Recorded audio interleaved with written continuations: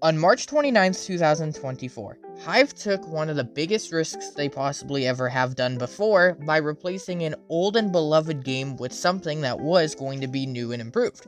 That was Bedwars. Except there is a couple issues. Bedwars had a very shaky and just underwhelming launch. And if you look at the Discord community, that is a very common opinion. So what I want to do throughout this video is compare and contrast my opinions with some other minigames, as well as just give my opinion about why Bedwars had such a shaky release in general.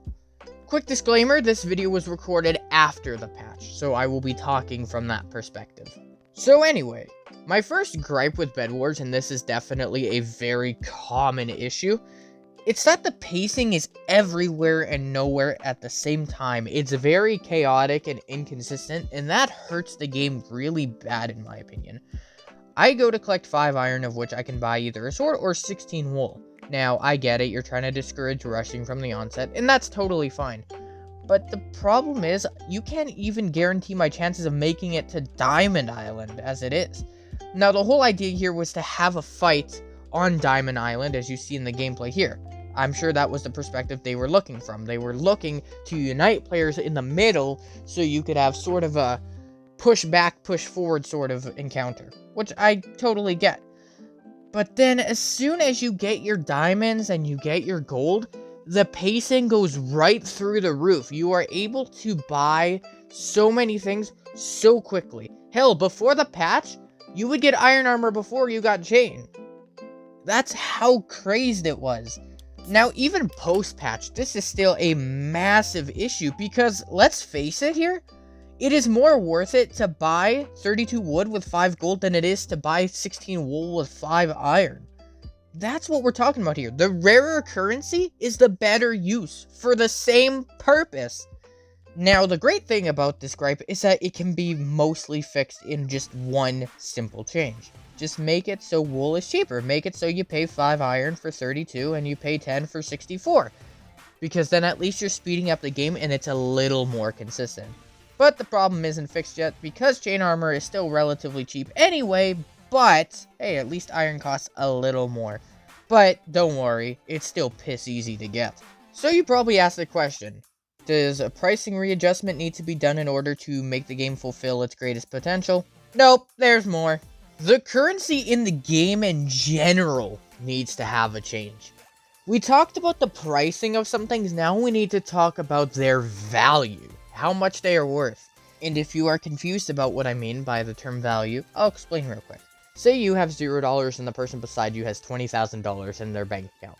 Now everybody in the world receives $1 million. For you two specifically, that difference of $20,000 went from absolutely everything to jack shit. So that means that the value of money just went down exponentially because the difference of $20,000 means nothing now. So everything around you will skyrocket in price because, well, everybody has $1 million. Now, the reason why I want to educate you guys about value is because I'm going to propose a very simple question. What is the value of an emerald in Bedwars? So, at this point in the game, you have a level 4 generator. You're producing iron and gold relatively quickly, but it's obviously not at its best. Now, it calls for 4 emeralds in order to upgrade the generator to its 5th and final upgrade. Alright, so you go to mid and you acquire those 4 emeralds required to do it. And then what happens there? You start producing diamonds. So I gotta ask you, other than for mere transportation and convenience, when do you ever try to acquire more emeralds? The answer? Almost never. Almost never. Hardly ever do you ever go up to your teammate and say, hey, we need more emeralds. And that's because the value of emeralds, besides upgrading your generator, is nothing. To get diamond armor, you just sit under your generator for 32 diamonds to produce, and then you just get diamond armor that way. So as a result, the emerald currency is practically useless minus just getting your generator there. But the thing about emeralds is it's actually a detriment to the game because of the upgrade. And so the upgrade encourages you to camp at your base anyway, so you're playing a game of defense and not offense minus a couple individuals out there, and so what are you supposed to do? If they're gonna camp and get diamond armor, why don't you just do the same thing? Now, it's not all bad. I do appreciate some of the new stuff we've gotten. I'm not a fan of the knockback Dory, but I think the island turret does have good potential if it's reworked a little bit. It's annoying, but it's not enough to be a game changer. The team upgrades are also pretty cool as well, but I would just like to see a little bit more. The starting sword thing's cool, but I think the spawning with a wooden sword should be toned down in price a bit. I think it should be around 24 gold as opposed to 32 as it is right now. But other than that, I like the idea of team upgrades. It was a part of Capture the Flag that I thoroughly enjoyed. So to see it in a sort of mock Treasure War styled game, it's great, but just a couple reworks there. The other items I liked was definitely the Fireball and the Dragon Breath Ball. Both are great additions to the game, although I would say the Fireball is way too expensive. You have to buy chain armor 3 times and add another 4 iron into the mix before you'd be able to afford a Fireball, which to me is just too expensive. And I think the Dragon Breath Ball is a little too expensive too, but it is cheaper at 48 iron in contrast to the Fireball's 64. But I do think both would benefit at topping out around 32 to 40 iron instead. It would make Fireballs a little more common and a little bit more chaotic, but in a game that relies on pure camping in order to succeed, we definitely need some offensive chaos instead of giving into this more defensive campy playstyle. I have 4 suggestions for Bedwars to improve, so hopefully you guys will agree with me, but I'm sure you probably will. Firstly, adjust the prices of some things. Make the cheap stuff a little more expensive, make the most expensive stuff a little cheaper. Make it so the cost of things flows better. Something that Treasure Wars was particularly good at. 2, and this ties in with 1. If you fix the prices of things, you will improve the pacing of the game. By improving the pacing, you're making it more consistent, you're making it more fun, and you're making it easier to get the hang of. 3, add value to the emeralds, make them a bigger, more important part of the game. If that takes adding netherite armor, you do that. The knockback meta is a big thing on the hive, so having something to resist against that would shake things up a little bit. In that case, it wouldn't be who's able to knock who faster, it's about speed and dodging your opponent's hits while hitting them. That's what netherite armor would open the door to, and I think it would be a good opportunity to add it. And as my final and 4th suggestion, have a healthier balance between defensive and offensive playstyles. Treasure Wars was purely offensive, which made it fast, but really difficult for casual players. The pro players and even the intermediates rushed everything, because that's all we could do. We enjoyed it, but it was, again, hard on the casual players. This, regardless if you are hardcore or completely new to the game, you play Bedwars roughly the same way until 10 minutes pass. Because after you're done camping for 10 minutes, then you just start rushing bases. If we can establish a sort of design in Bedwars where offensive or defensive isn't necessarily better than one another and are just 2 alternative playstyles you can do depending on the type of player you are, and they both have the same amount of value to the game even if done in different ways, you have yourself a game that is both inviting to the hardcore players and the casuals, and I promise you that will make your game so much better. Now, of course, you could obviously add more content at the shop to add more varying playstyles and encounters, but these are the 4 biggest things. You deal with these and the game goes from like a 6 out of 10 to maybe an 8 or 8.5. Maybe not a 9, but the point is, it would be a big improvement. But to really sum it up, I think the reason why Bedwars had a failed launch, I would go as far as to call it that, is because Hive hyped it up so much. They tried so hard to make this game seem new and improved, but it was inferior to Treasure Wars in every single way. And the thing I got from Bedwars upon release is they didn't really know what made Treasure Wars so magical in the first place.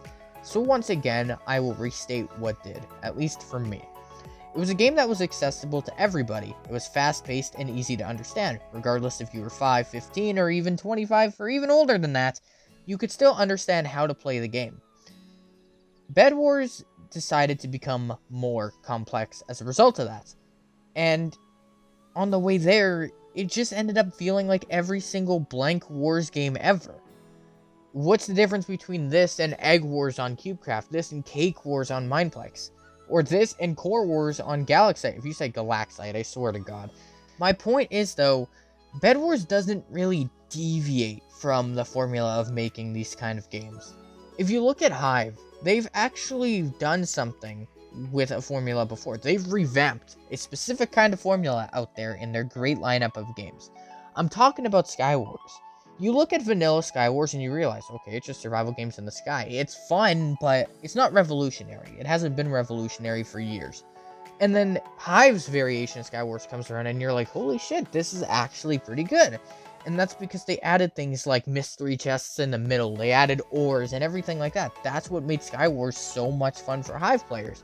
That's because it stayed true to its roots, such as Skywars is, but it added something to mix up the bag, and that's what makes it so much fun. Bedwars didn't accomplish that same thing, and so it feels more recycled and just repeated. It doesn't stand out at all compared to the other Blank Wars games. Bedwars didn't have the launch that it needed to live up the hype, nor did it come even close. And I think the most disappointing part about it is that Hive has done much better launches on much worse games. Look at the arcade games. All of those are games that people like, but don't necessarily love. Capture the Flag was a little shaky on launch, but it was still a really good idea that, with a little bit of patches, ended up executing itself relatively well despite a few more problems. You look at the Bridge, again, a great concept that wasn't executed great, but was fixed up and it was more enjoyable, even if skill-based matchmaking was kind of a waste of a game mode. Block Drop, well, Block Drop is just a great casual game to play overall. There's hardly any problems with that, and it was an enjoyable experience for me and Sav. So, it coming back did not bother me at all. Now, I do not like Ground Wars at all, but even I can say it had a good launch, because people who would enjoy Ground Wars probably did enjoy it since it got launched. Keep in mind, it was an LTM, so they had everything they needed, but the point is, the arcade games all had at least somewhat decent launches, and when they didn't, they were quickly repaired into a better version of what they initially started off as. That was good. Bedwars, I foresee it being an extremely difficult journey to come back from. I think Bedwars is forever going to be painted with this, well, it could have been better coat of paint, but I understand that Bedwars had to live up to a really high standard in order to even so much as compete with Treasure Wars, and unfortunately, I think the damage is already done. I don't think we'll reach that status. On launch day, Bedwars had 5,000 plus people on the North American servers. Like 4 days later, we're now down to 2,000.